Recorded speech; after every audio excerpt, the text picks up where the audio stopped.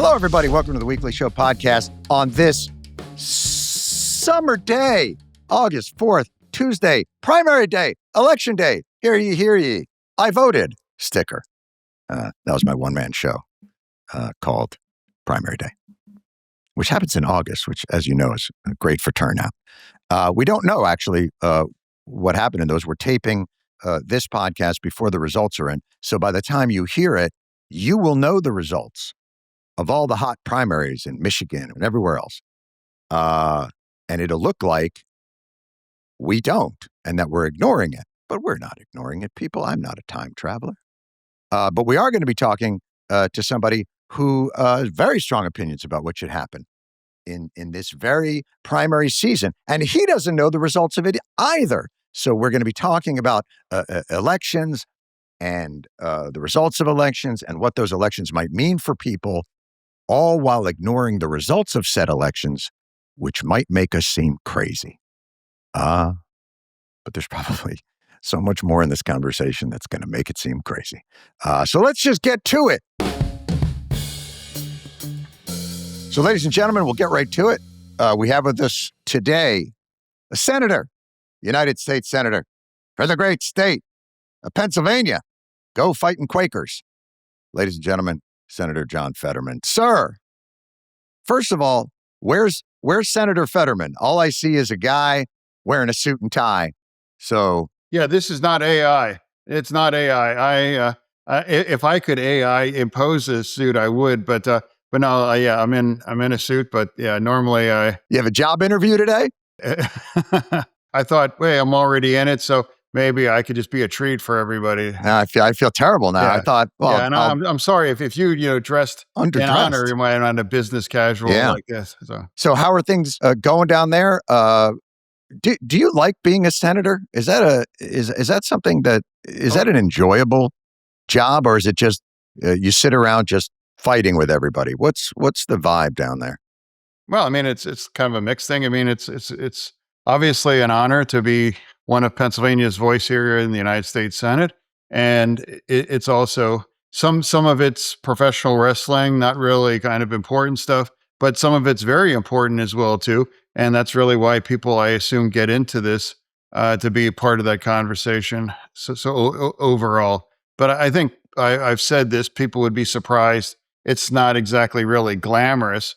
And now, like for me, I have a 300 square apartment here in DC back there. Look at you. It's not like, there's not a lot of snappy, West Wing kind of dialogue back and forth thing. Right. A lot of it's more kind of like, kind of a thing. But sometimes it is really important thing that will impact a lot of millions and millions of Americans.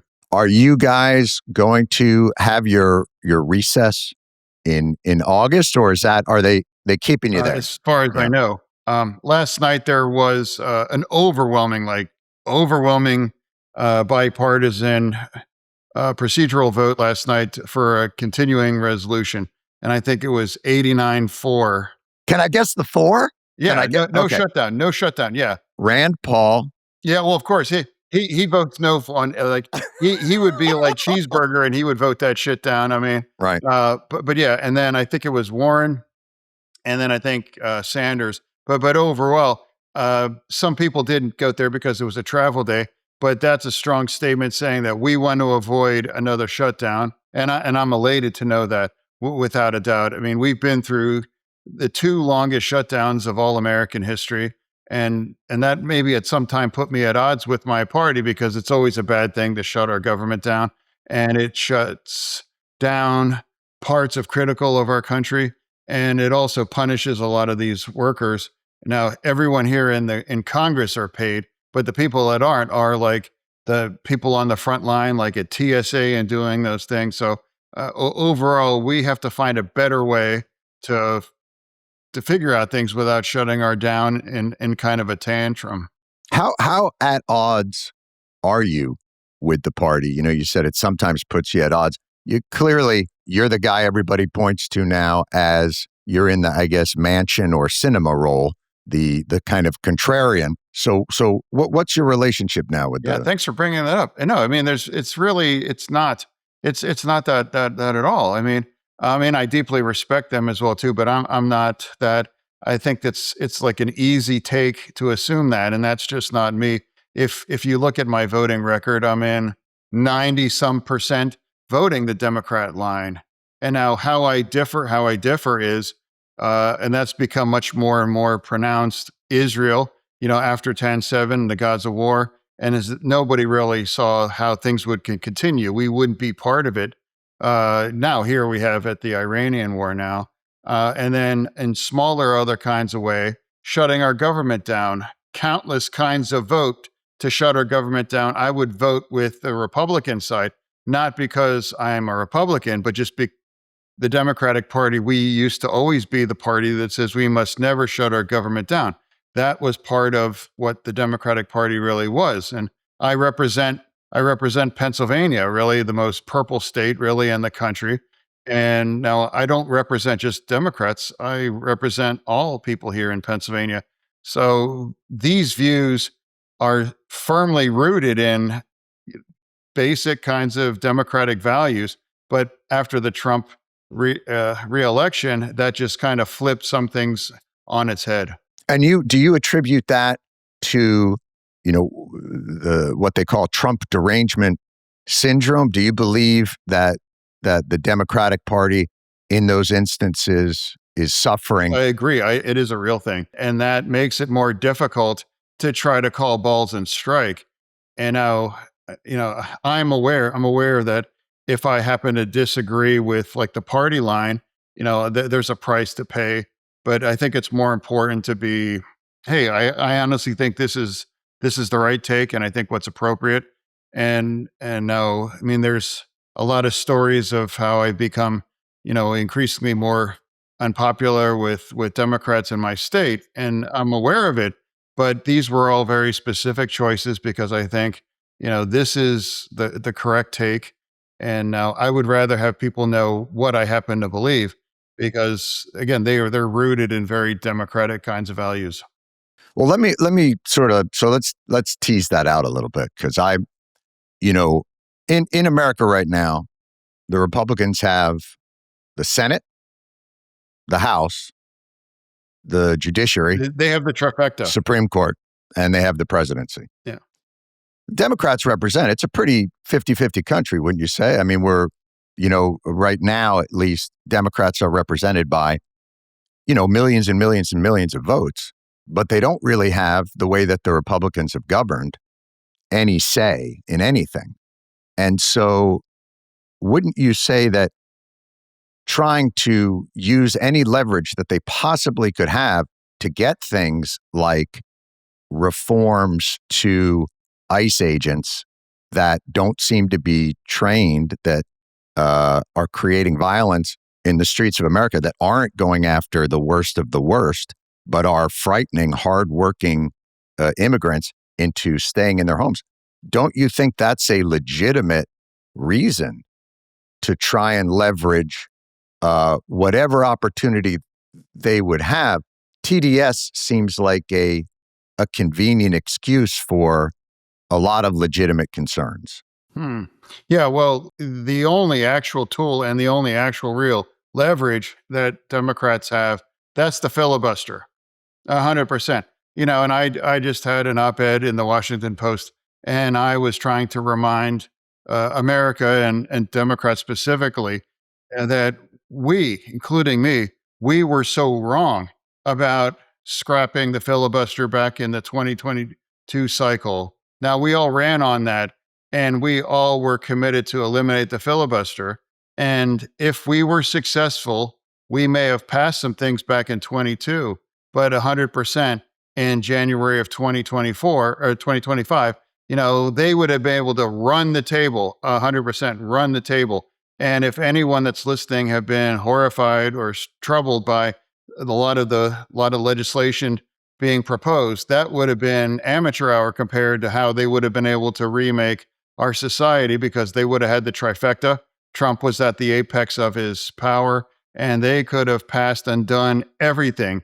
And if the Senate was working on basic majority like the House, we would have rendered ourselves as essentially a smaller version of the House, and they would have been able to remake our society. Wouldn't you say they have remade our society, by using gimmicks like reconciliation, by using executive power in ways that hadn't been used before? Haven't they done that already? Yeah, well, a lot of those executive orders were just overturned or stopped by the courts. And now I know I kind of got whacked when I said, well, what is a real constitutional crisis? That's when the president is going to defy, court orders. And because it doesn't describe the solution in the Constitution, that's a crisis. And as far as I know, that the president hasn't defied a single court order. Now, a lot of noise, but he hasn't defied any specific ones. And that's the way the system's supposed to work. Well, he has. I mean, he's defied court orders and congressional law. I mean, just even in the TikTok case, you guys voted that had to be divested, and he ignored that. He just didn't do it. And then he handed a pretty powerful social media tool to his friends, the Ellisons and other people. I guess that's my point is, I understand you're saying there are certain norms or things that you don't want Democrats to do. But given the legitimate concerns that people have about executive overreach, these Sure, types absolutely, that's a real thing. But of course. Yeah, but I'd like to revisit this idea, the filibuster, the Democratic Party, and I am part of it, and I was definitely part of that, to limiting the filibuster, how dangerous that was if we were successful. And they would have been able to pass every single, wish list, on the Republican playbook. And now we would have been a whim of the political extremism, and they'd be able to pass everything. The only thing that we've ever stopped, Save America Act. Yeah, that's the only thing the filibuster has actually done. Yeah. In fact, you've played kind of a role in getting their nominees going. You've been kind of the contradictory vote from the Democrats to get him some pretty controversial appointees. I'm just curious, because the filibuster seems like it hasn't really stopped them from getting the people that they want, getting unqualified people into the cabinet, into the Department of Justice. Yeah, I mean, and many of them I didn't vote for. And if you're going to bring up Blanche, I'm not going to vote for him as well too. There's some that I would vote for, and then there's many that I haven't, because that it's just I don't believe that's the kind of right person for the job. Overall, I really try to call balls and strikes. I do think, like, for example, Mayorkas, he did a terrible job. He was never should be impeached. He didn't break the law. Incompetence, is not, for impeachment. But overall, trying to describe an honest assessment that as a Democrat from Pennsylvania, that's been my role. And if you look at my voting record, I haven't changed these core things like pro-choice. I don't turn our back on the gay or trans community in America, and very, very pro-immigration, very, very pro-union. All of those kind of boilerplate kinds of Democratic issues that hasn't changed. So that's where we're at. And now you talk about ICE. Absolutely. Like I called for Noam, she has to go. And now we brought in a new leader now. I've said this, deport all of the criminals, 100% deport all of them. I hope we could all agree on those things.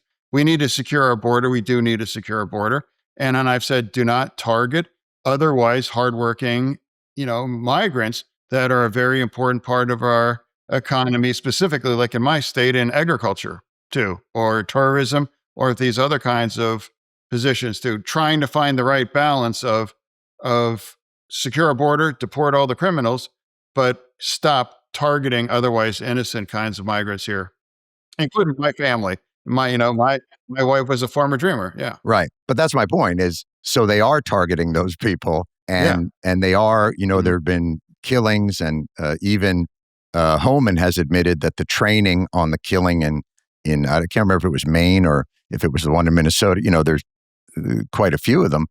So I guess my question to you is, you're agreeing with the majority, I think, of Democrats on that, but not agreeing. I've been very clear, vocal, right, but not agreeing with their method of how do Democrats influence that if the Trump administration is running roughshod over what you just said. They're not just doing the criminals. They've deported citizens or they've jailed citizens. They've taken immigration, which was generally a civil concern, and made it a criminal concern. They want to build giant warehouses where they just bring people that are there on civil violations or what used to be civil violations.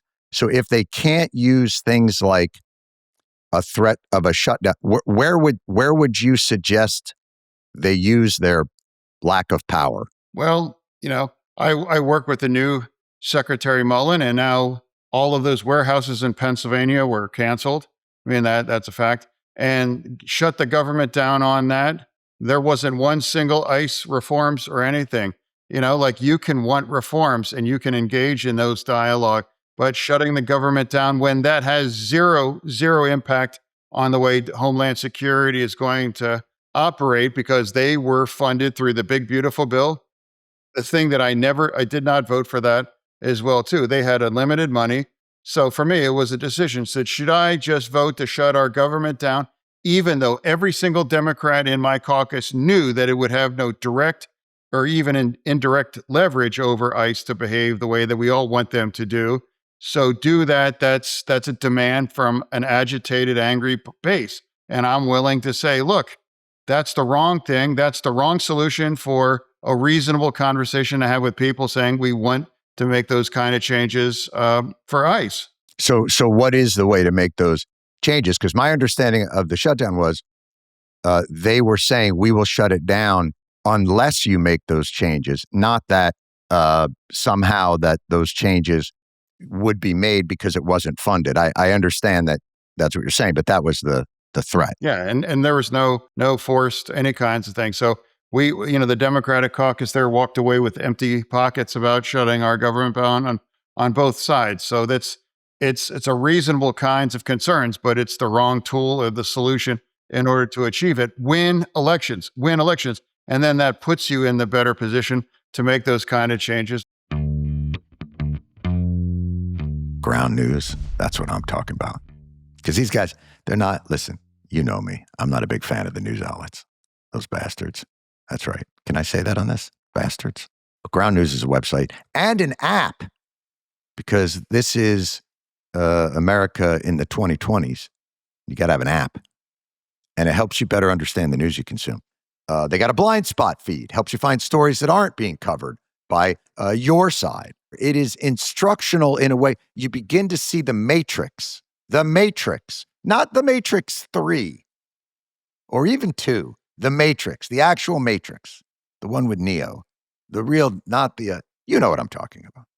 You can see who owns every news outlet, and you compare how these different outlets frame their stories. Like Bezos might frame it differently.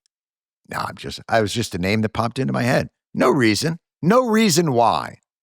To get the same unlimited access to the Vantage subscription, go to groundnews.com/Stewart and subscribe to get 40% off. I've partnered with Ground News to get you the discount that is available only for a limited time. That's groundnews.com/Stewart, or scan the QR code on screen. Thank you to Ground News for sponsoring this episode. And now you have my party, they're returning back to the worst impulses. Abolish ICE, abolish the border, and say these kinds of extreme things. You're saying the Democratic Party is returning to abolish ICE and abolish borders? Yeah, I mean, a lot of the people that are winning, like, when we're filming this, right. In Michigan, the person that's going to win is calling to abolish ICE.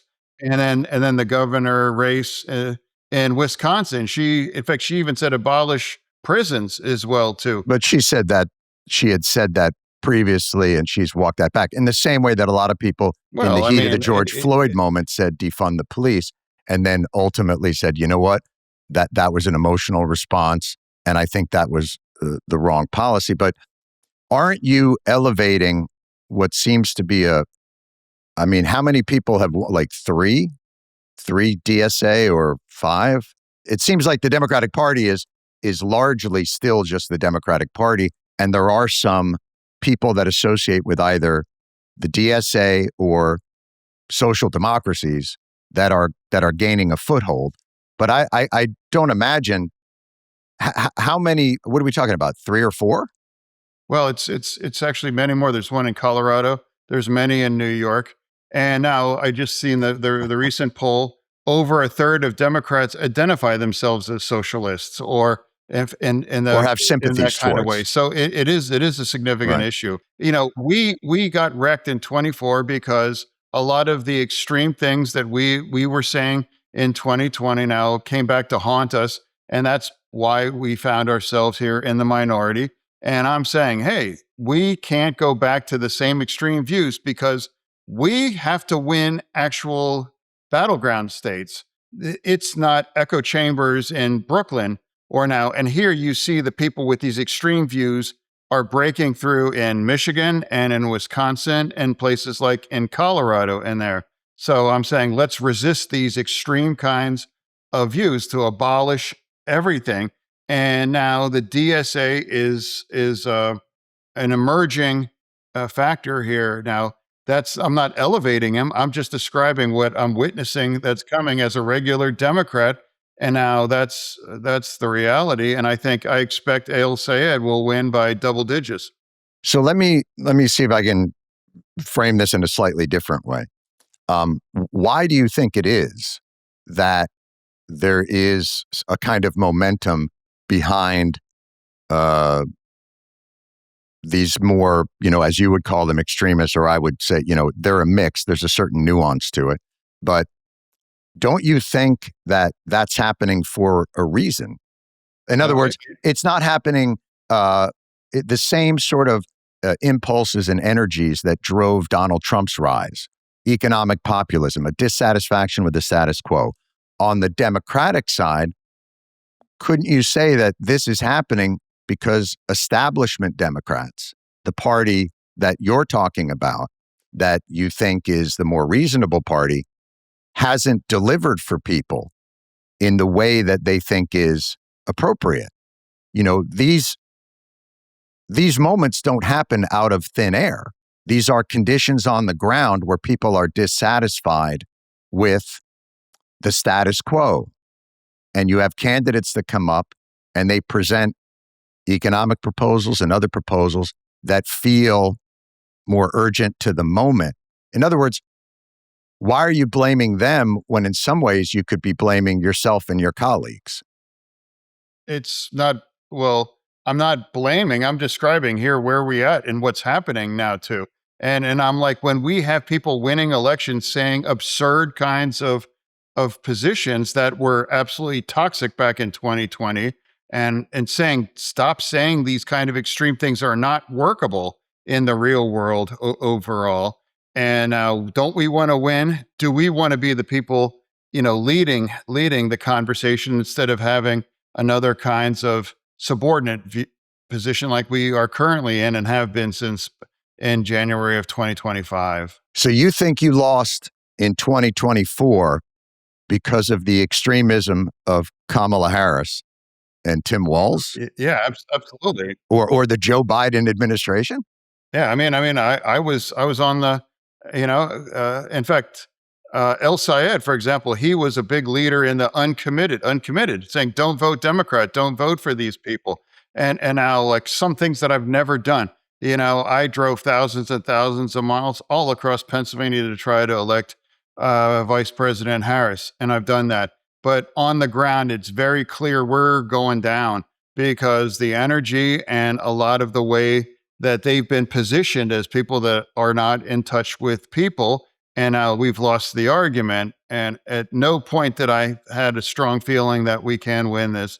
And anyone spent time in Pennsylvania there during that election, we all understood we have a serious challenge. But don't you think this new sort of energy and economic populism is a response to that? Well, what is that? Is that socialism? And in more, it's communism. It's, that's not an economic model that has never worked in the history. But that sounds like a caricature. El Sayed is running on, he wants to ban corporate money, wants to tax, higher taxes on billionaires for housing and education, Medicare for all. you know, when you say that's communism, that feels like a caricature. No, I never said that. I call real communists that are cheering for communism people like Hassan Piker, for example. He's a big influence, in the Democratic Party conversation, and he is a communist. He celebrates Mao and describes and is going to be proud to visit Cuba and stand on people on those sides. That's not a smear. That's just using the kinds of words and the positions that he has made part of his platform. So you're saying he says, I'm a communist and I want America to be communist. No, I'm saying that he has the kinds of views. Now, you were very, very instrumental in delivering aid for victims of 9/11. You've been here and you've been very effective for doing that. Mm-hmm. For an individual that says that America, we deserve that. Hey, I'm deeply offended by that, and I don't support that, and I'm certainly not going to campaign with him, or I'm not going to explain that way. Well, Bill Maher said that the 9/11 terrorists weren't cowards, and you went on his podcast and you talked to him all the time. So I guess what I'm saying is, aren't you cherry picking certain things and maybe losing the forest for the trees? The two things are not the same. Making a statement compared to saying that we deserve that, opposed to describing it in different terms. So that's just not the same. But he's not running. And Bill Maher is not a communist too. Bill Maher does not describe Hamas as 1,000% better than Israel. So for you, it literally is. They've made statements in the past, or their economic policies are more sympathetic to socialism. So let me shift it a bit. You want capitalism to survive, yes? Absolutely. I'm absolutely proud American capitalist, and I do think I'm much more concerned about our country losing to China in the AI race. Right. And now, for me, another unpopular view that I might have as a Democrat: data centers. If we ban them or we have a long-term moratorium, China would be elated on that. And you have frontier models like Mythos and now the new AI version 1. They've been able to break out. And to hack and go attack other kinds of organizations. Thank God that they're American companies. The second the Chinese are able to have those frontier models and unleash them on their, so now that's going to make these small potatoes in terms of the kind of economic damage that an AI model with those kind of capabilities like Mythos, in the Chinese hands, or say another one. Now that's what I'm really concerned about for me. But that's a case for stronger regulation, which we aren't doing because the AI companies. Well, we should have regulation, right? But we're not doing it because the AI companies are paying millions and millions of dollars into our government. But I want to get back to sort of what we're talking about. You're saying you're a capitalist. So this is. I just want to reframe the argument a little bit, because Piker, I don't think, is a communist. I think he said he's socialist. But the point being, do you think capitalism isn't one of the reasons there's so much energy on the left now for this type of populist rhetoric? Is that many people believe that capitalism, as we are practicing it, meaning a lot of corruption, crony capitalism, a lot of the playing field is tilted towards capital investment and away from labor. That capitalism, as it is being practiced in America, is increasing inequality and leaving too many people behind, and that this energy is not there necessarily to destroy it, but to reform it in a way that will rebalance the scale. This is, I guess what I'm asking is, don't you think this is coming from the lived experience of people under the way capitalism is being practiced in America in this moment? I think I return it back to this idea that AI is transforming the world 100%, whether you have to like it or not. It's like, if someone is going to win, And for me, I want America to win that because we are the good guy, in this. And now the second we hinder our own ability to develop these kind of tools, the Chinese will seize the lead, and then they would weaponize that in ways, and the kinds of damage they could inflict are untold trillions. And that's my real concern for a lot about that overall. No, I think I'm understanding sort of your position on AI. I'm talking about the broader conversation on you're being very critical of those on the left. No, I'm not being critical. I'm just describing, and I'm saying, if anything, the left is very critical about, as a Democrat, as for me, that because I have very strong views on Israel, and I think it's a wrong thing to shut our government down. Understood. But I'm talking about the broader, you're saying you don't like these people because they're socialists and communists. No, and that you're a capitalist. It's not a personal thing. Oh. It's not a personal thing. Well, you've called them the dirtbag left, which is somewhat personal. The dirtbag left, yeah, absolutely, yeah. That is a term. That is a term. Absolutely. I mean, it's somewhat derogatory, but I guess I'm trying to get to the point saying, do you think the way capitalism is working in this country is working the way that it should? And don't you think that your voters, and you described yourself as a progressive years ago, you don't do it anymore, but don't you think your voters are feeling the effects of a system that benefits capital and disadvantages labor? I mean, for me, this idea there, in terms of what is a progressive right now, but for increasingly, the defining issue within Democratic Party is Israel and the Gaza war overall. That has become like the defining issue right now in a lot of these elections, overall. And that's just my take more than anything else. My proud standing with Israel through everything after 10/7 has put me in odds more than anything, individual than anything else overall. Hey, everybody, if you know me, you know I like to cook. That's the first thing that you think of. Chopping herbs that I grew myself on land that I plowed with my hands. I don't even have a plow. I use my hands. That's how much I love the earth and food. But for those of you who are not like that, who are not me, who don't grow your own award-winning cabbages, surely you follow my work at the state fairs with cabbages. There's a company called Factor.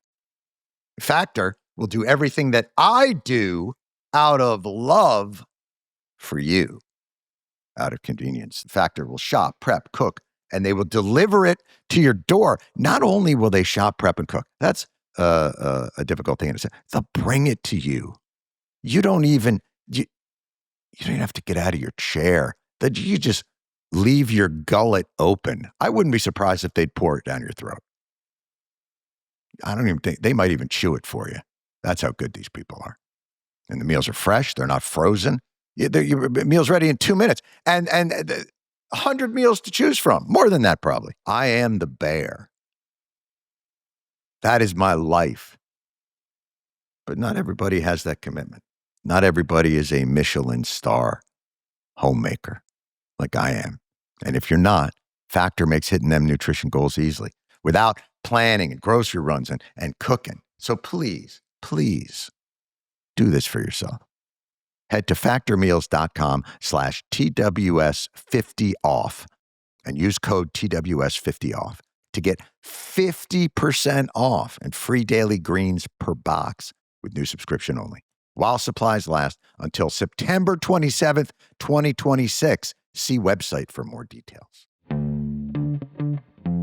So you're saying, though, just to be clear, you believe that capitalism is working very well, and that we really don't need. What I'm saying, John, is that's a fair question, and I'll respond. Where is an example across the globe where it's working better?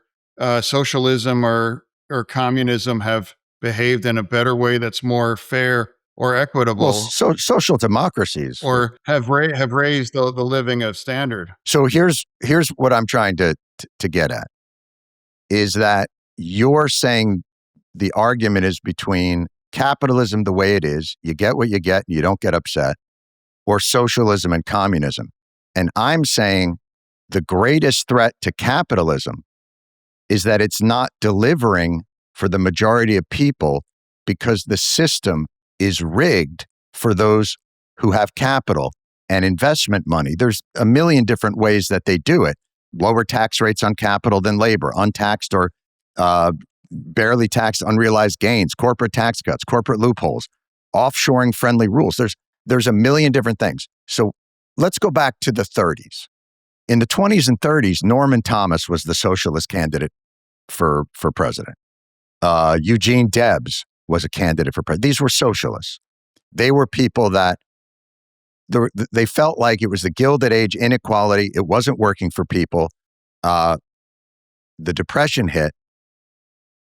The New Deal basically incorporated a lot of those socialist ideas for a social safety net, for better laws for labor. Unions benefited greatly from that. Those reforms and a lot of that energy came from what you would call the dirtbag left at that time. I would say saved capitalism and saved America from having more of a more socialist or communist type revolution.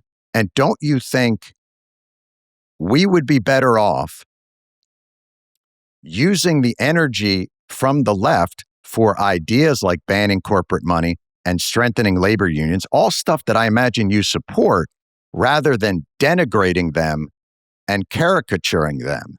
Why not work with them so that the capitalist system you love... What does that mean by working with them? And now, like, well, so overall, I don't necessarily agree with everything of your argument. Sure. Well, it's like the Great Depression. We're not in the Great Depression. And the economy continues to grow overall, and without a doubt. And then some things are too expensive. Without a doubt, they are. But eventually, I think the market will address that. Back in 24, the whole world was eggs, out of control. And now then when it returned back to a normal price, people don't talk about eggs anymore. So it's a lot of these other things, overall. And then World War II. And that reminds the world that we saved democracy in our country, and we are the good guys. And there are people on the far left now, they're making it seem that America is the problem, or we are the aggressor, or we are behind many of the troubles here across the globe. In other words, if El Sayed or AOC or Bernie Sanders has proposals that strengthen a social safety net or readjust corporate tax rates or change the way that, or here's just a simple one, tax capital gains in the same way you would tax salaries. Like, work is for suckers. Work is taxed at a higher level than investments. Doesn't that tilt the playing field to people who already have money? And if the progressive left is saying these are the types of things that we need to do, wouldn't that appeal to you? Well, what appeals to me is eliminating unlimited money in politics, without a doubt. And that's a position that they hold. Well, it's not they don't own that. It's like, I've been saying that. I mean, any reasonable person realized that unlimited money is a poison in American democracy. I've been saying that from the beginning. It's not something that they own or for that. Now, my race was $320 million in my race in 22. And then in the 24 cycle was $500 million for a Senate race. And now watch how out of control that race is going to get here in 26. And then in 28, it's going to make my race look quaint in terms of the billions of dollars that are being thrown at that. That, more than anything, is the accelerant on, and it's fueling a lot of the extremism for now too. Right. And also another problem is the primary system too. The extreme views are the most activated and they are the most part of the primary. Sure. And then that pushes people away from a reasonable kinds of solution for thing to, whether on both sides, left or right too. And I reject both the extremes on either side. But it seems like you're more comfortable angrily denigrating the extreme, or what you consider the extreme on the left, than the right. Like in the way that you talk to El Sayed, like, why call them pro-Hamas if they just want to criticize? Oh, because I said that because he's campaigning with people that are absolutely pro-Hamas. Well, who you mean Hassan Piker? You say is pro-Hamas, and so you're basing this just on that. He said he is. Like if you campaign and proud to align yourself with very pro-Hamas people, it's a reasonable person to conclude. It's like, yeah, I have a pro view for Hamas. But I guess what I'm saying is, I feel like you're caricaturing people's views if they're critical of Israel. If someone says, I think Hamas and Israel are both criminal doing killing people for terrible reasons, how is that pro-Hamas? No, what I'm saying, it's like people that just says Hamas is 1,000% them are democratic or ally Israel, then yeah, that's pro-Hamas. But saying they're less evil than Israel if they think Israel is evil is not the same as pro. I'll give you an example. No, like Okay. Piker said a lot of incredibly, very pro-Hamas kind of thing. I'm not gonna. It's like if you support Hamas and campaign with people that support Hamas, then that identifies someone as pro-Hamas. I guess what I'm saying is I have not seen statements where these candidates say, I am pro-Hamas. What I have seen is statements where they are very critical of Israel, the Israeli government, and the way that they have conducted themselves in Gaza. And by the way, they're not alone. The ICC and the UN and Human Rights Watch have all been unbelievably critical. And I guess I'm having trouble figuring out why. I feel like you're caricaturing it. Let me go at this a different way. You're pro-gay rights. Yes? Yeah, I mean, I'm coming up on the 13th. Great. I'm on the pro 13th anniversary. I was the first person to solemnize a gay marriage, when it was illegal in Pennsylvania. No. Yeah. Beautiful. And you're someone who is pro-trans rights or I absolutely. I was the only Democrat that's saying, when they actively were trying to ban trans Americans from our military. Great. There. So what the right would say about that is that you're pro-mutilation of children.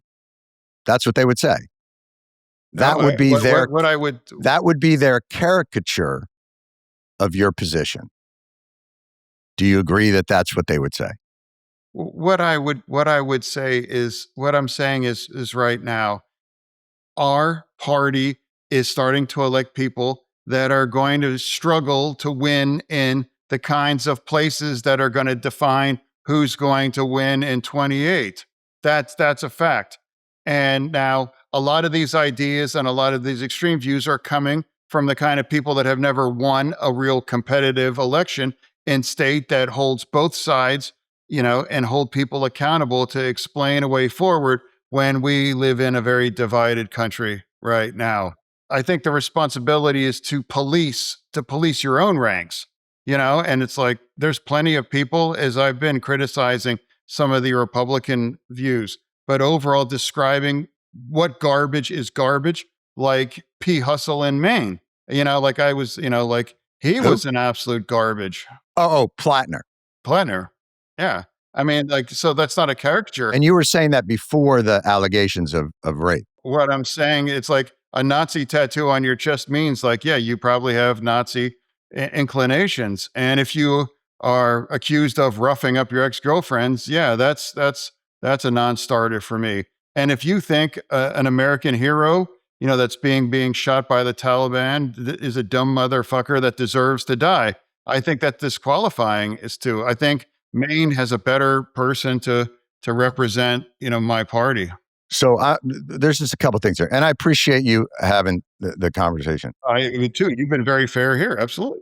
If your concern is winning elections, I don't know if you coming out and calling people pro-Hamas, which I think is a caricature of many of their positions, is that helpful to them? And second of all, you've been very, you called President Trump a jagoff in 2016. Yeah, absolutely. I put it on a shirt. I sold them. You put it on a shirt. And now you've been very complimentary to him.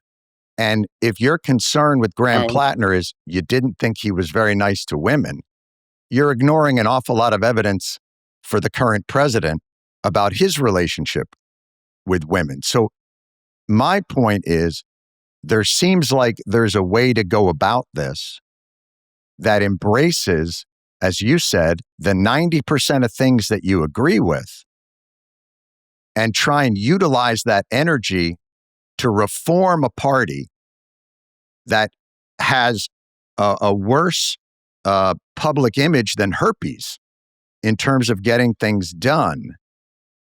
This feels like it's playing into the hands of Republican caricatures. Why can't people on the Democratic Party finally figure out why Trump was so competitive and winning 2 out of the 3 last cycles? Why is he still here? Why are we still doing it? Because we keep losing, and now we keep returning back to some of the extreme thing. That's not a caricature. That is a fair assessment of where we are with these kind of things. But we didn't, Kamala Harris was not a progressive left candidate. She was not a Tim Walz.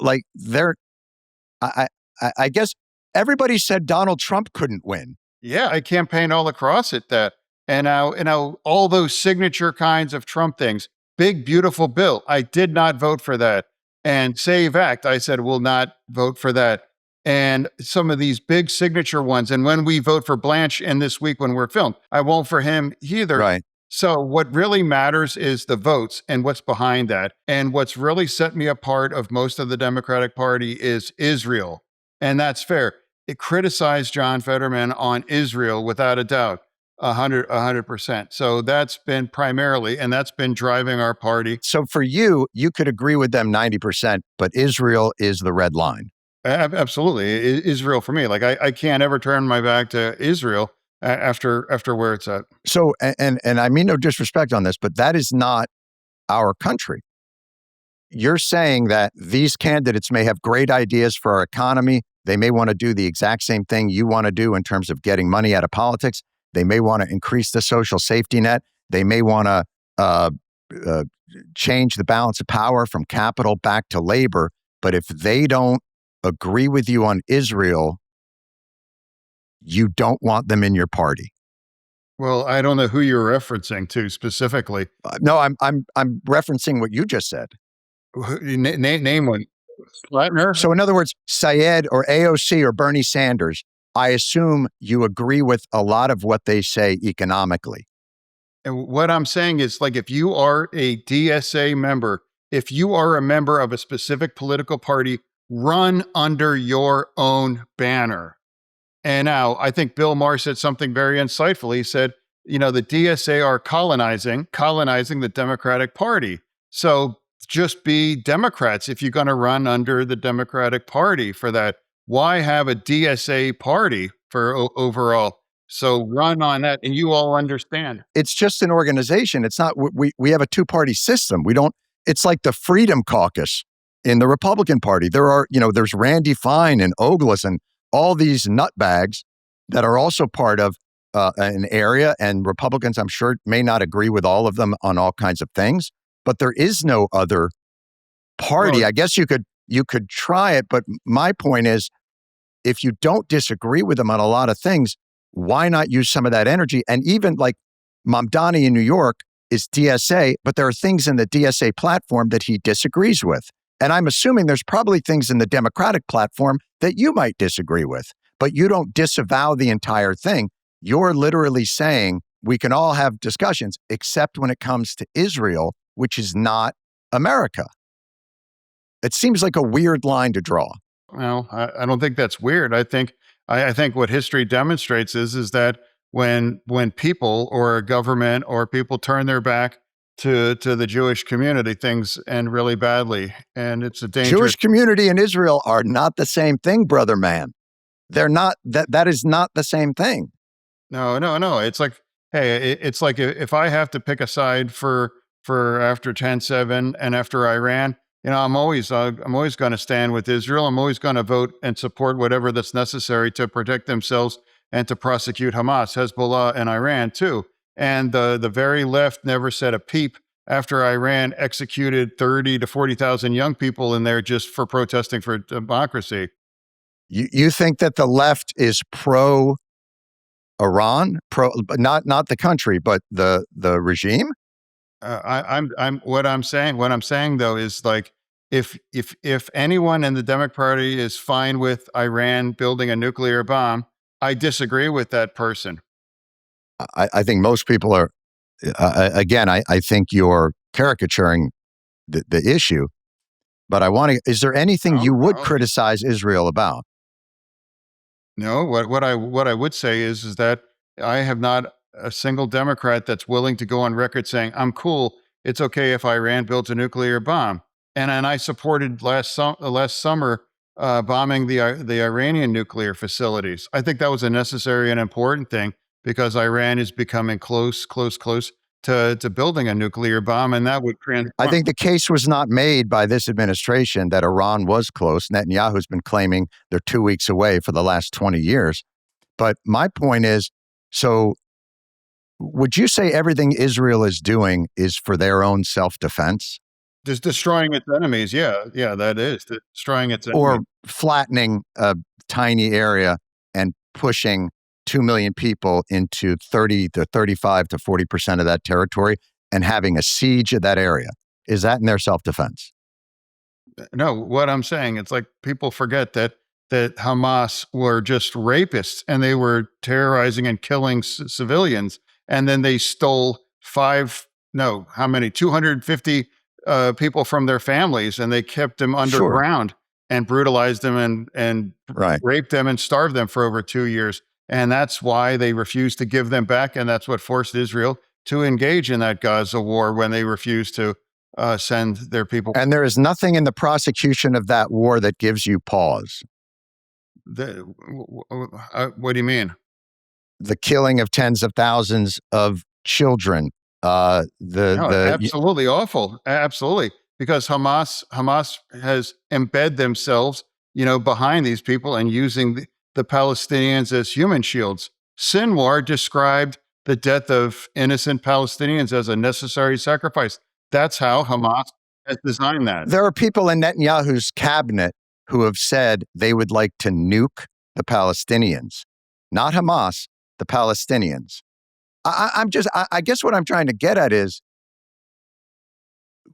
I don't understand why we can't criticize even someone that you think is an ally for actions that we deem to be morally reprehensible.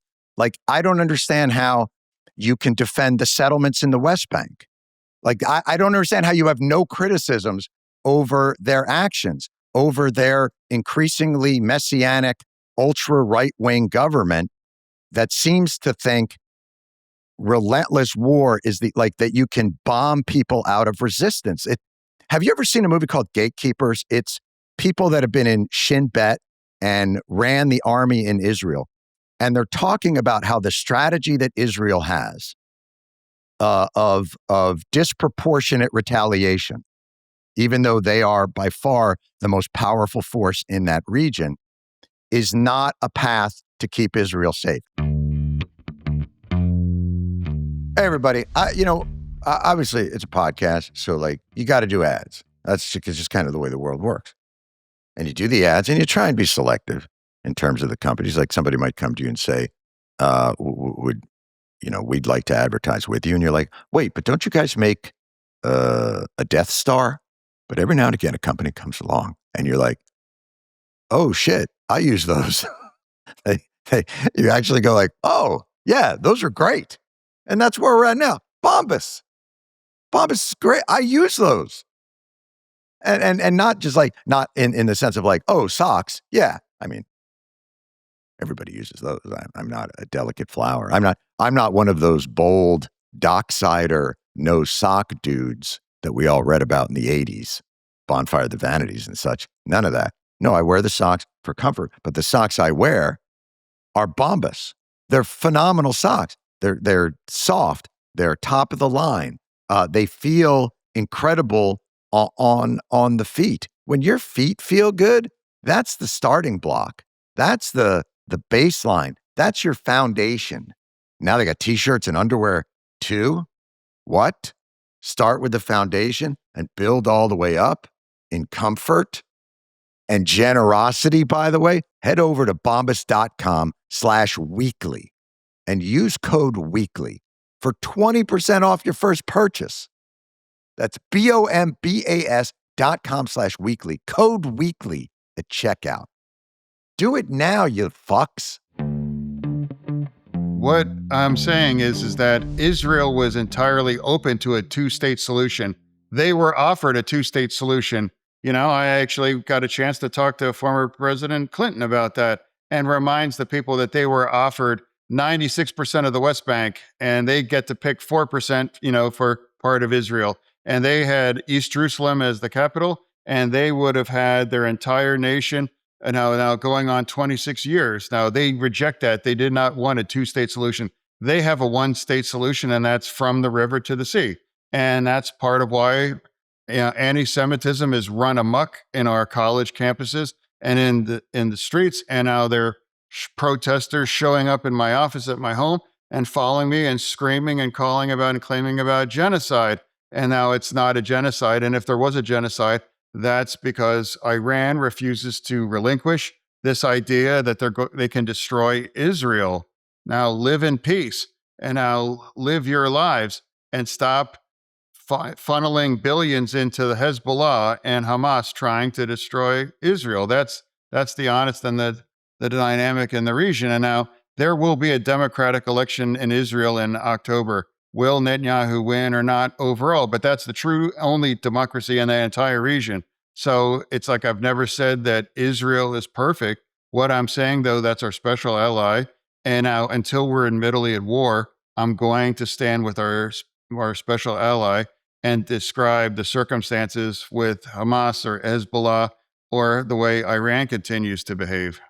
No one's saying it's not a dangerous neighborhood, but I think the behavior of that government is worth more than, and as their not just special neighbor and ally, we're the ones who fund a great deal of it. Israel has made, in the way that they've sort of indirectly funded Hamas, it very difficult for moderates. We're getting into a whole thing here, but I think you believe Netanyahu and his government are operating in good faith, that they really want a peace deal, and I'm saying they're not. Netanyahu has been very clear that he doesn't want a two-state solution. He said it.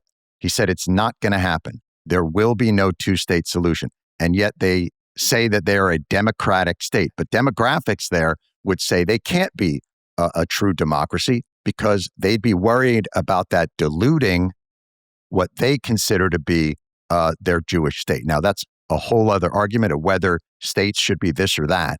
But the point being that when we went to war in Iraq or we went to war in Afghanistan, I criticized America for the way that they were prosecuting that war and the cavalier way in which we were wasting American treasure and American lives. That doesn't make me pro-Al-Qaeda. In the same way that if you criticize Israel for devastating an enormous group of people because of Hamas, not Palestinians, Hamas, they are not the same. Jews are not the same as Israel. They are the government that the Palestinian people have elected. They elected them in, 2008, and there hasn't been an election since, and it was a desperate people in a siege situation. Yeah, because they elected a murderous, system. Sharon pulled out the settlements from Gaza, and then you had a double-blind study. Was Israel going to help the moderates, or was it going to empower the extremists? And Israel's actions during that time empowered the extremists and undercut the moderates. And they've done that over and over and over again.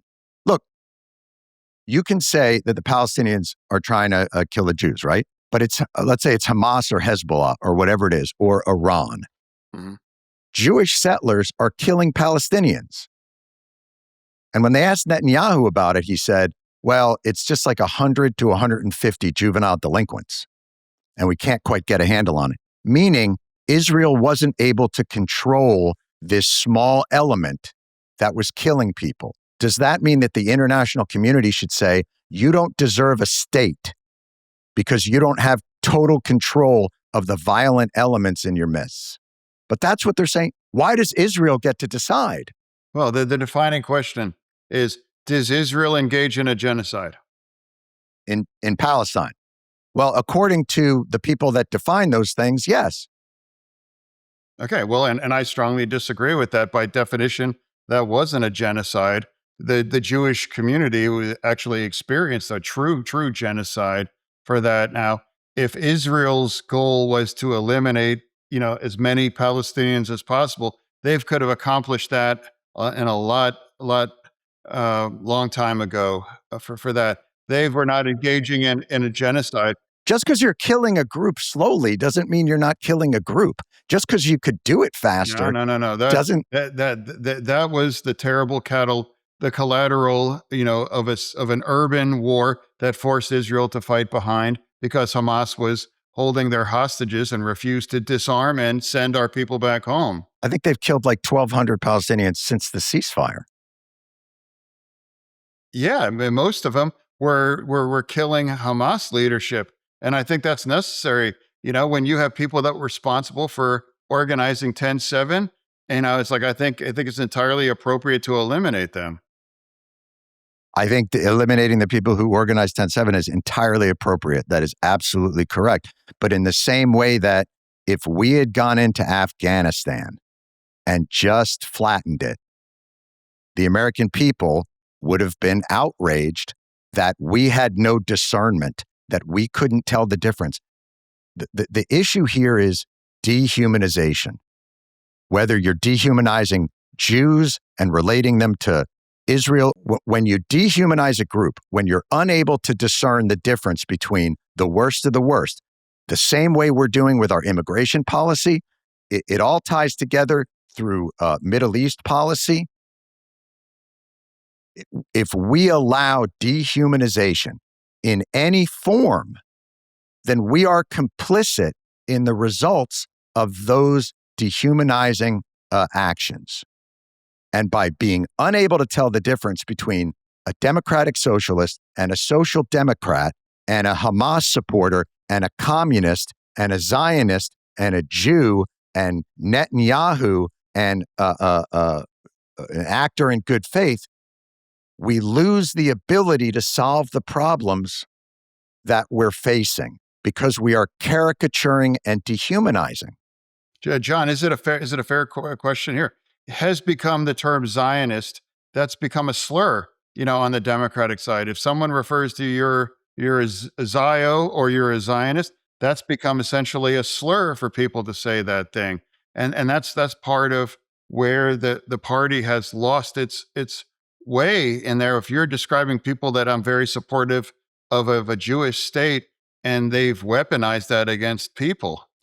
I think if they believe that Jewish state is acting in a manner that is overly violent and dehumanizing and constantly at war in a region, that's where that's coming from. Or it's like if Hamas refuses to disarm and they refuse to send their people back home, then still right now, they've never been willing to just disarm and now start the process that made them viable targets. And I support Israel eliminating people that were part of planning 10-7. I think most people support people eliminating those who supported 10-7, but will Israel disarm the settlers?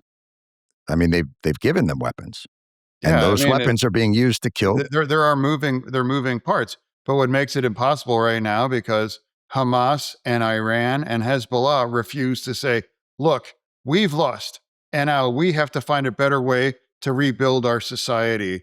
And I'd remind people that Iran eliminated and just killed in their streets and just killed tens of thousands of its own young people. Yes, awful. They're hanging, teenagers for just asking for democracy too. I don't see the kind of college protest outrage and saying how Iran has done, and they continue. Because they don't consider Iran an ally. They don't give money to Iran. We don't give billions of dollars a year to Iran. We sanction them. We try to do various things to remove, we try and scorn them. We try and create the situation to undermine that regime. But what we haven't learned is that 40 and 50 years of endless wars don't get us the peaceful results that we are searching for. They don't make it that the whole point of all of this is to build coalitions of nations of good faith to try and create a safer and less violent world, and not just play into it with bigger weapons and more weapons, because we see what happens. All the bombing that we've done in Iran, and they've got some lawnmower parks and a couple of Radio Shack things, and they continue to keep the Strait of Hormuz closed. Like, when are we going to learn that violence, or in Stephen Miller's thing, might makes right? When are we going to learn that's not necessarily the case? That the whole point for us should be to create a society and institutions that move us away from that violence. Because we've already discovered a quarter century ago that peace and negotiating a very incredibly, insanely fair settlement, they rejected that. They don't want that. We've tried other thing right now. And if Hamas and Iran did not done what's happened in 10/7, we wouldn't be having this conversation right now over that. I don't know that we wouldn't be having this conversation right now, because at every turn, the answer has always been tighter control over areas that Palestinians live in, and more bombing and more things. I don't necessarily know that that's the case. And all the Arab states in 2002 offered Israel to normalize relations for the granting of a Palestinian state, and Israel rejected it. And Rabin, who was trying to make peace in that area with the Palestinians, was assassinated not by Hamas, but by an Israeli extremist. So the idea that they are somehow blameless or have done nothing wrong is, I don't understand why we can't criticize them. Well, I am not ever going to think, well, they have a valid point if they're killing and firing rockets at civilians, and now they're raping them, and they're filming, setting families on fire for the way they behave that thing. And they abuse the own Palestinians too. And all of those accusations have been disproven about starving people. And now the UN just acknowledged, actually, Hamas has been stealing all of the aid, and they keep the prime stuff and they resell the stuff to the poor Palestinians as well too. Yeah. I just got to, even senior military officials had told the New York Times in July of 2025 that there was no evidence that Hamas systematically stole UN aid, but that's not the point. Yeah, well, in July of 26 is that there was evidence there. They were right. It's actually proved. I think if we don't have the ability to criticize a so-called ally for egregious and violent behaviors, then we are not an ally, and we shouldn't be, because we should have the ability to stand up morally in situations that we need to, even for people that we believe to be on our quote unquote side. And our inability to do that is a real detriment to our own moral foundation. Yeah. I'm very much aware what the Democratic base would demand of me, and to have these specific kind of beliefs and views and take the kind of votes. And I refuse to do that, knowing exactly that would put me in political peril. And I don't have any regret about those things. So, but overall for me, when you have this existential kind of a war after 10/7, and how things continues to continue for under those terms, it's like, what side? Hamas, Israel, that's an easy choice. Hezbollah firing tens of thousands of rockets at civilians in Israel. I'm absolutely going to support Israel. Iran, same thing right now. What about team humanity? Oh, yeah. Where it's not actually that choice. It's about why are we willing to sacrifice so many young people that have nothing to do with any of this in that region for this idea that it's merely Hamas versus Israel. That's just an I think, simplification of what's happening there. Yeah, I mean, and what's becoming is this entire conversation. Yeah, you're right. This has been a very fair conversation. No. I appreciate it. And it's like this become the ultimate litmus, as Democrats emerging right now.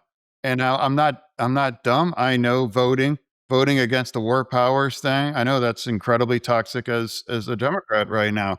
But I do think it's fundamentally important to make sure that Iran is not able to build a nuclear bomb now. So that's just put me where I'm at. We have different views, and that's defining the Democratic Party. In some ways, I think we have the same views, but with different strategies.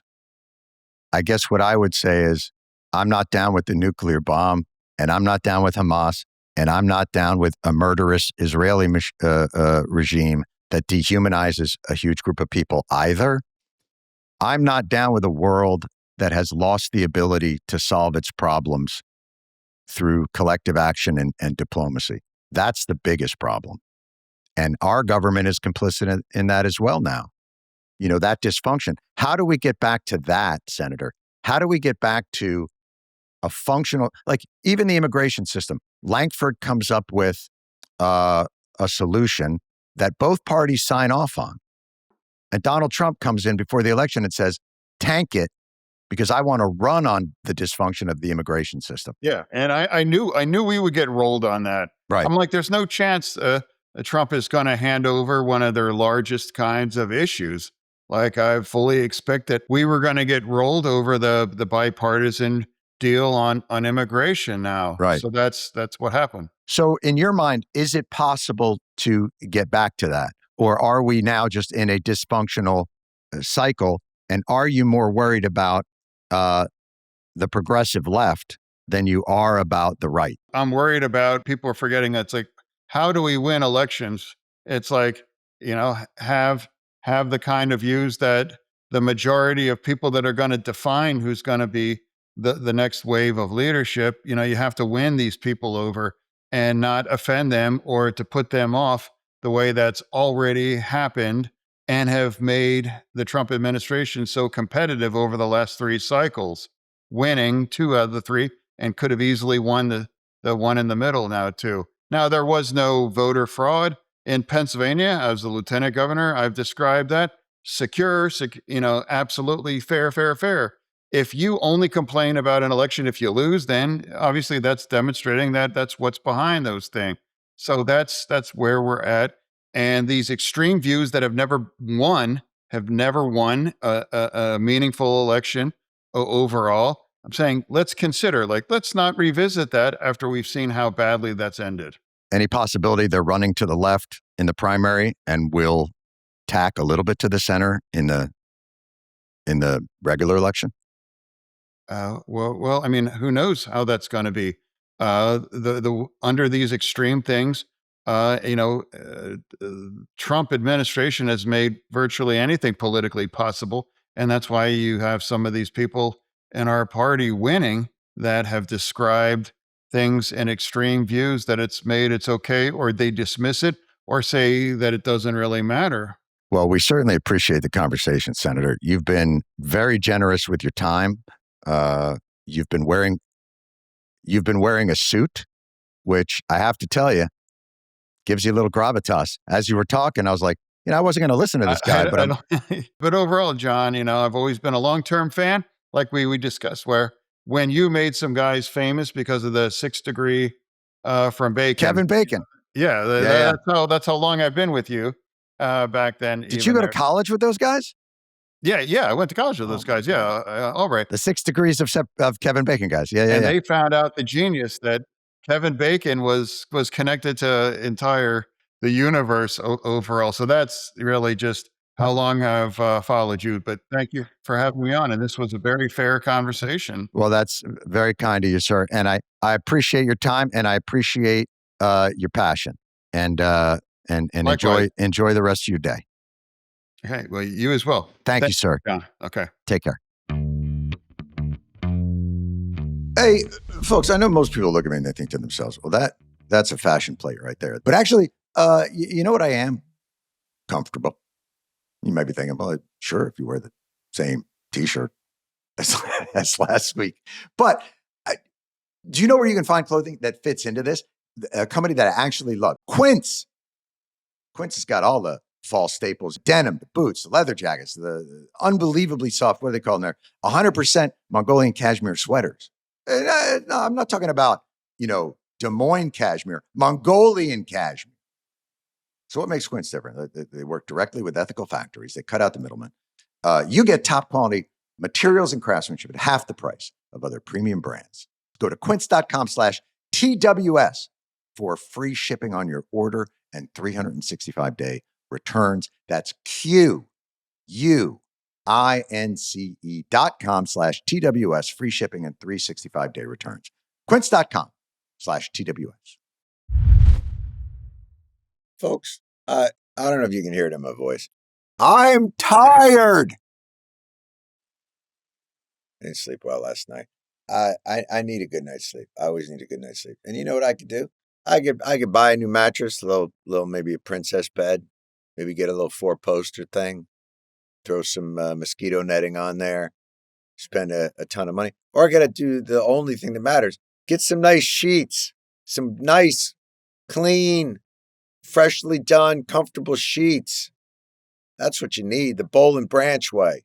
Boll and Branch, it's the best way to get a better night's sleep is the bedding. Get the nice bedding. You don't want the chafing bedding. I sleep in corduroy. Who would do that? Makes no sense. But I really feel like you should just get some new sheets at Boll and Branch. You can upgrade your sleep with Boll and Branch. Get 15% off your first order plus free shipping. BollandBranch.com/TWS with code TWS. Boll and Branch.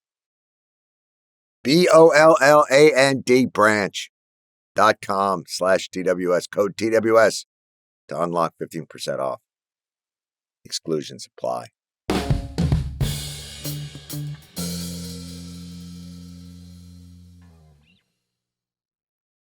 How are you? That was interesting. Yeah. I'm not really sure what to think here. He definitely feels very strongly about certain issues. One in particular. Yeah. I feel like we all just got out of one of those movies. You know those movies where it's Yes. it's like there was like a weirdly traumatizing scene in the movie, Yeah. and now we're all just like, do you guys, So I'm going to take the C train. do you want to go get something? I guess I'm just going to go get a slice and maybe go home. Just sit in the quiet together. And yeah, but I'm weirdly thrown off right now. Same. Yeah. I mean, what I will say in looking into him is like, he's right. He does vote with Democrats over 90% of the time. And even though, he doesn't grant that same leniency to other people that vote with him, that would vote with Democrats 90% of the time because he disagrees with them over Israel, like he is better. I think about it in baseball terms, like he has a high WAR. He's better than Mehmet Oz in terms of wins above replacement. Holy But I would still shit, rather- Jilly, you have no idea how happy you're making me right now. If you start going into advanced Senate analytics, He has a high WAR. He's better than a Republican in that Fantastic. position. And I think a lot of Republicans would say he has a high WAR and that he's better than a Democrat in that position. But I think both parties would rather somebody more in line with their viewpoints in that position. And so the fact that he's running again, I think is totally delusional. well, he's going to have to pull either an independent. I don't think Republicans, I mean, maybe he can win there as a Republican. I just don't know how. No, I don't think he can win there as I a don't know. I don't know what he would have to do to flip that around. He made a totally fair point that in terms of the signature legislation of this administration, he has not been on board with it. What he Mhm. has done is made it a little bit, he's, greased the wheels a bit on tough votes for them. He's made it Right. so they can peel off a couple people here and there. Susan That's right. Collins, guess what? You get to look good to Maine because John Fetterman has Right. flipped sides. And that's called politics. And if you're not good at doing that, you shouldn't be in politics. And the other thing that I think he didn't acknowledge is that it's one thing to vote with Democrats 90% of the time. It's another thing to recognize people's frustration with Democrats not delivering when they had power, when they're out of power. Like, the reason why the energy is coming from the left is dissatisfaction with this. It's not extremism. No. Kamala Harris didn't lose because the country thought she was nuts and extreme. It's that Democrats didn't believe in her enough. Didn't present a vision. She didn't Right. present a vision. She only had 107 days. What? I memorized the days. You guys brought it up last time, and I didn't know that it was 107. And now this time I know. Never going to forget it. Ever. Tattooed on his arm. I'm never going to forget it ever again. Should we take a deep breath and do some questions? Yeah. Should we take a shot and do some questions? Let's all I do feel like, what the? All right. All right. What do we got, Brittany? Okay. John, did Senators Cornyn and Tillis just get bamboozled by Trump and Blanche, or will Trump and Blanche keep their word? Oh, I think they'll keep their word. You know, there's a saying in Washington, there is no more honorable a promise than a Trump promise. That's why, they don't just build triumphal arches for everybody. Of course not. You have to earn the triumphal arch. You have to earn the drained reflecting pool. No, I think that in many ways, Tillis and Cornyn took a large knife to the lining of the Senate. To their own integrity as To their well. own, I mean, even in the thing, like, it's not just the weaponization fund, the $1.8 billion, which I'm sure he'll reconstitute in some other Hey, it's 1.776, all right? 1.776. That's a good point. And watch, we're going to find out there's a weird $1.776 billion gap in SNAP benefits to babies that don't have formula. Like, he'll find it somewhere. But the idea that they didn't have the balls to be like, oh, and you're not immune from the IRS. Yeah. Yeah. Like, you don't just get to do whatever the fuck you want, whenever the fuck you want to do it. Like, that was their principled stand. Like, and they've got nothing to lose. Nothing. They've already lost it all. You know what's nice to know about that, though? Sometimes you think, you know what? These guys are cowards, that they hold what they really believe for political expediency. They don't ever say it. They don't stand on principle because they're fearful of losing their livelihood in the Senate. And it's nice to know that for these guys, they're actually just shitty.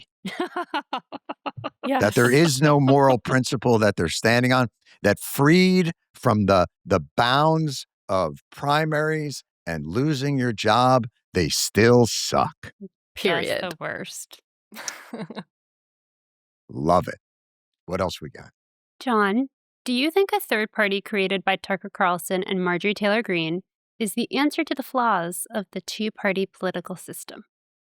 I don't know. But, obviously being one of the first people on their mailing list, I'm going to assume that I'll find out. To get into the platinum subscriber circle that I had to do, and there's just a few fealty. My favorite thing was the picture of it. Like, it's a picture, but it's taken from, like, I don't know if there was an adjunct restaurant or like a different, like, there was a little area over there by the Sunday bar, and they were like, do you guys want to take a picture of this? Oh, and make sure no one can recognize us. Sure, I could do that. I can do that from way back. You want to make sure you get in the entirety of the restaurant. You want to get in all the decorations. I think it was Tucker's house. Oh my God, you're right. He lives in a Cracker Barrel. His basement, it literally looks like an Applebee's. Like, So this is the new Tucker, by the way. This is not he was the cabin in Maine Tucker. he was the old Tucker was, I'm Buckley, I've got the thing, I'm a young conservative with a sassy mouth and a contrarian streak, and now he's like, no, I'm actually the Marlboro man. Honey, I'm gonna head on out to the podcast mines, put in my 8 hours a day toiling with the microphones. Get some dirt under his fingernails. Let me get that dirt under. Let me rub a little bit on my forehead and take one of them pictures in that, what do you call it there? Sepia. Let me get to, let me put 5 zins in my pants. Is that shoeless tobacco or are you just happy to see me? America first, baby. All right. What else we got? Last, not least. What is James Carville? Ooh. That is. Did you see Disclosure Day? Yeah. No. Now you know what he is. Oh, that's not fair. To the alien. At the end, when he stood up. Listen. Cut to black. Listen. I mean, you know, my favorite part about it was when he goes, I'm not going to be a part of any part of a party that Hassan Piker's a part of. Well, didn't you just say, like, he's a communist, so he's not part of your party, so don't worry about it. Or I'm not going to play a part in a party that Hassan Piker has a role in, and you're like, don't worry, you won't. Like, I don't know if he understands how time works. Yeah. Like, and not to be gross about it, but like, yeah. It's okay. No, I think that's fair. That young guy that's a fiery preacher for economic populism and other things. Nope. I'm going to wait till he burns himself out, and then I'm going to come back in 2040. It's the 90s, baby. Let's go. And me and Mary Madeline are going to do a show. Why do they keep putting him on TV? Because he's available. Because he'll say things that get aggregated. Like in the same reason, like, you know, that they clip things. He's a guy that will say, and by the way, contradict himself every couple of months. As soon as he's been proven wrong. Which, by the way, like, when was the last time you won something? Yeah. Fucko. Like, he tries to still go. Remember, Clinton had, it's the economy, stupid. Yeah. So now he's playing on that still. It's like, that was, I don't know, 1992? It was, yeah. And he was out there now like, it's the socialism, stupid. And everybody's just like, was that a play on, what is he talking about? Like, he's literally out there like, Tippecanoe and communism too. Like 40% of the electorate did not vote in that election. Right. I don't like Ike. I don't like Piker. You're just like, what? Nobody understands even nobody understands my reference point. And I'm fucking 20 years younger than that dude. All right. How do they keep in touch with us? Twitter. We are Weekly Show Pod. Instagram, Threads, TikTok, Blue Sky. We are Weekly Show Podcast, and you can like, subscribe, and comment on our YouTube channel, The Weekly Show with Jon Stewart. Oh, and I'm sure they will this week. Holy shit. As always, unbelievable job. Producer Brittany Mehmetovic, producer Jillian Spear, video editor and engineer Rob Vitolo, audio editor and engineer Nicole Boyce, and our executive producers Chris McShane and Katie Gray. We shall see you next week. The Weekly Show with Jon Stewart is a Comedy Central podcast. It's produced by Paramount Audio and Busboy Productions.